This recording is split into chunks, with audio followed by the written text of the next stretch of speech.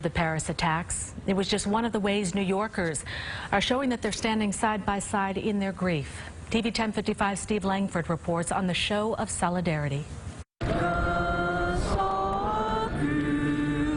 An impromptu rendition of the French national anthem from a pensive crowd Saturday under the Washington Square Arch, a monument modeled on the Arc de Triomphe in Paris, a city on the minds and in the hearts of this gathering of New Yorkers and Parisians. A couple of my friends were shot inside the Bataclan, outside as well.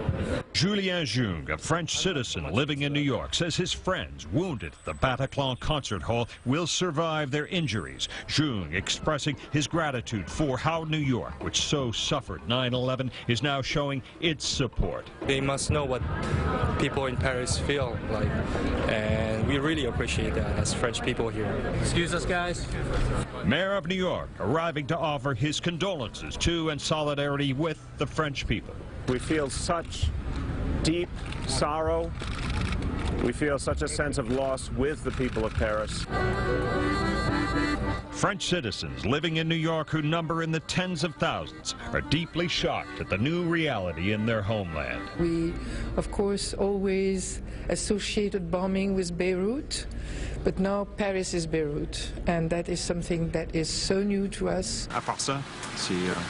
The New Jersey father of an 18-year-old taking a year off in Paris to live with French relatives describes calling his son in France when he got word of the Paris attacks. My son picked up in the phone. I was in the car with my brother, and actually they were fleeing from the scene. Malo Guéguin was in the Paris neighborhood hit by the worst attacks when they erupted Friday night. He spoke to us from the French capital. I had adrenaline going through me. You know, I didn't know. I know it was bad, but I didn't know the extent of what was going on. People in France right now don't have the chance to come out on the streets and express their distress and their anger, so we have to do it here in New York. New York, a city that shares so much in common with the City of Light, including now a sense of overwhelming loss. In Washington Square Park, Steve Langford, TV 1055.